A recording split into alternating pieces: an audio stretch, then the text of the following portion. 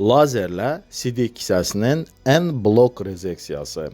Son illərdə inkişaf edən minimal invaziv cərrahi texnikalardan biridir və ənənəvi transuretral rezeksiyaya alternativ olaraq təklif olunur.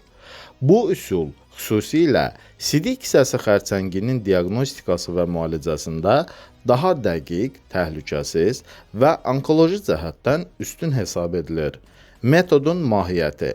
Lazer texnologiyasından istifadə etməklə şiş toxuması və onun ətraf sağlam toxumalarla birlikdə bütöv şəkildə çıxarılır.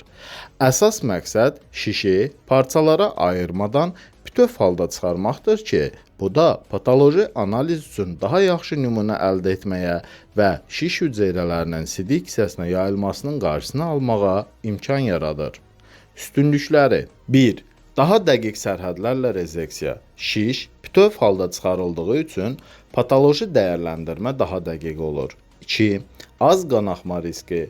Lazerin koagulyativ, yəni qan durdurucu təsir sayəsində qanaxma ehtimalı azalır. 3. Perforasiya riskinin az olması. Lazer daha az dərinliyə nüfuz etdiyi üçün sidik hissəsinin perforasiya riski aşağı olur. 4. Şiş hüceyrələrinin yayılma riskinin az olması. Transuretral elektrorezeksiya zamanı şişin qismən parçalanması nəticəsində şiş hüceyrələri sidik hissəsi divarına yayıla bilər.